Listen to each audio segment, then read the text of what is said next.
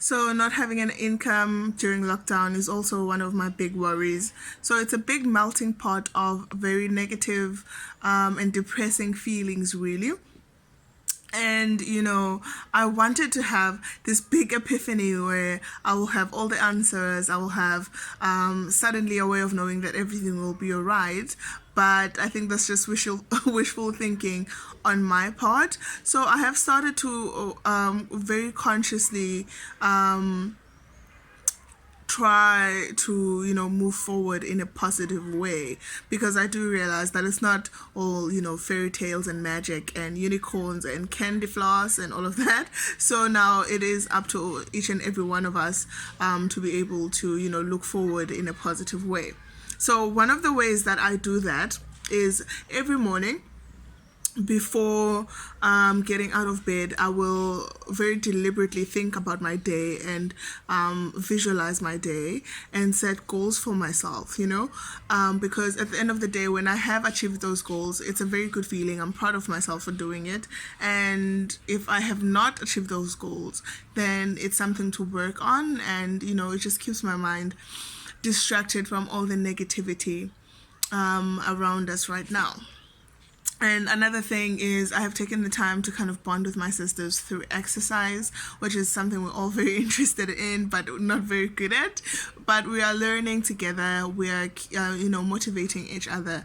And, I'm choosing to take this time to make it as positive as possible, and also as productive as possible in the way of our relationship, and learning how to parent each other now, because I'm also learning from them as much as I want them to learn from me. So it's a very balanced relationship thing that we're trying to work on. And we cook together, we enjoy time together. We don't we try to limit screen time, because we found that if we let ourselves, we'll sit in front of the TV the entire day and not do anything at all. So together we're trying to learn how to interact with each other more, and limit screen time. One of the things that has come up is that my 14-year-old sister, who's doing grade 9 this year, does not subscribe at all to the traditional way of learning. She just does not like sitting down and opening a book and reading from it. That's not how she likes to do it at all. So the first few weeks, it was a big battle for me, because that's the way I learned. We were always told, sit down with your book and study. And so that's what I was trying to tell her as well, which turned into battle after battle after battle, because she just will not do it. So I'm also learning to take my cues from them in what they need, and learn from them in the way that they want to do things as well. Which is not easy at all, because it goes against every single structural thing I know, and every sort of I'm set in my ways in some things. So learning to bend in certain areas has been very, very difficult, but I am learning, and I'm proud of myself for that. And I hope it's something that I will be able to continue doing, and not just with studying, but also in other areas as well. And I said, I really, really want to help people, and I love when I can be of help. But I do recognize that in some ways I won't be able to. Like, I have in the past overextended myself. Because I really just want to make everyone feel better. But I recognize that that's not something that I will always be able to do. And so I accept it. Well, I'm learning to accept it. It's not easy, and I'm not there yet by any stretch.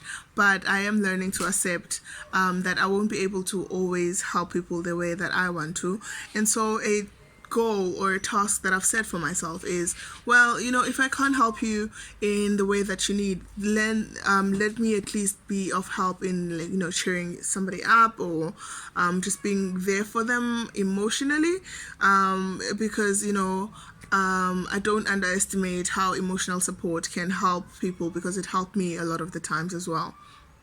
So there's just a lot to learn and a lot to process. And I've found that a way that helps me do that is by journaling. So I've always liked to write, but I am the type of, like, I'm very, very obsessive and very protective of my writing. And so anything I put to paper, I will try to make it pretty.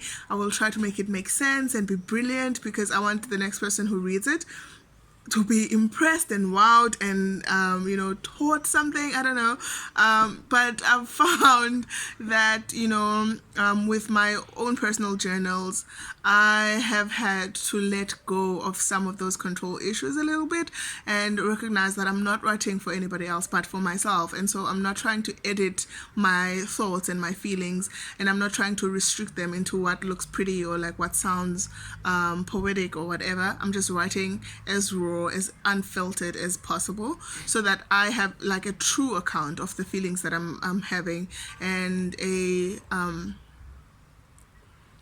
an unfiltered sort of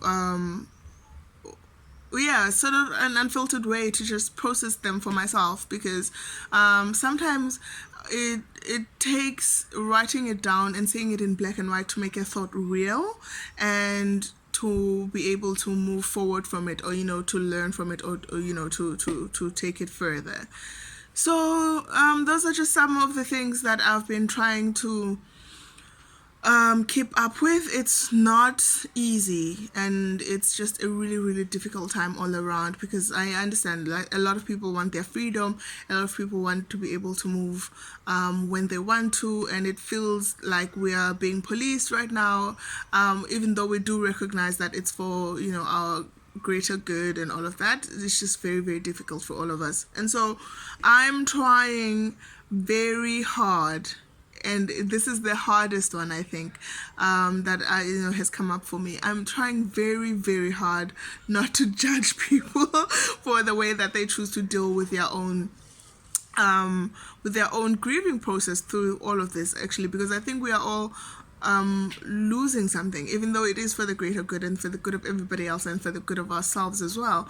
We are losing something, and it is okay to grieve that, and it is okay to feel sad about that, and it is okay to have negative feelings towards this, the restrictions and everything, but I think the problem comes then when those negative feelings and those grieving feelings are used to sort of break the law, to break the law, and to convince other people that this is not helping anyone, because it really is. We have had results that people are getting better, the numbers are slowing down, the curve is flattening. We just all need to follow and abide by the rules, which is something I fully support. But that doesn't mean that it's easy and we won't have negative feelings towards it. So it's been a very, very quick but steep learning curve, and I'm trying to keep sane, but also to recognize that I am not Superman. I won't be able to do everything all at once, and that's okay, and I am sort of stretching out my empathy muscles as well, because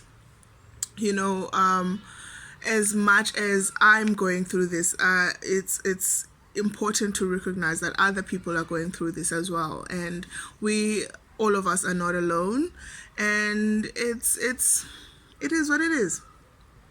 I don't have any great epiphany. I don't have any great sage advice. I don't have any, astounding, groundbreaking statement.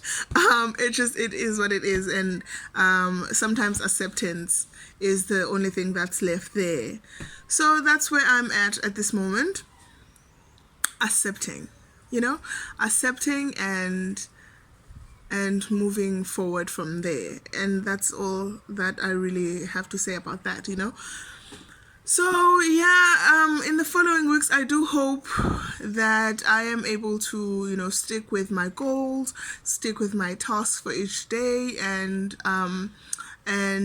still be able to have a positive outcome out of all of this, because the last thing that I want is to wake up after this whole thing is over and realize, well, this whole time I've just been sitting at home and doing nothing about it. And that's just for me personally, because I've read some people saying, well, we all are going through this, but like other people are making out better than others, and that's fine. It's always going to be that way. We're not all dealing with the same hurdles. We're not all dealing with the same stumbling blocks in our way, so it's going to take others more time than it takes some, and that's completely fine as well. So yeah, I think at this point it's just staying home. For me, we're staying home, keeping healthy, and trying by all means to have a positive outcome out of this. And I hope for each and every one of you that you are safe, that you are loved, that you are feeling loved, because being loved and feeling loved can be two different things. So I really hope that you are feeling loved, and that you do know that you are not alone at all, and there are people out there who want to be there for you, because it's very, very easy to forget that at this time, because we can't go out, can't get a hug when you need one, you can't go and meet your neighbors or visit a friend who will make you feel better, and some of us don't have the access to the technology that will allow us to interact with people over the screen. But with each and every one of us, I hope we are feeling grounded in the fact that we are all in this together. So remember to pray. Remember to take care of you first, because you can't take care of anybody else if your own vessel is empty. So fill you up first, and you will be able to pour out unto others as well.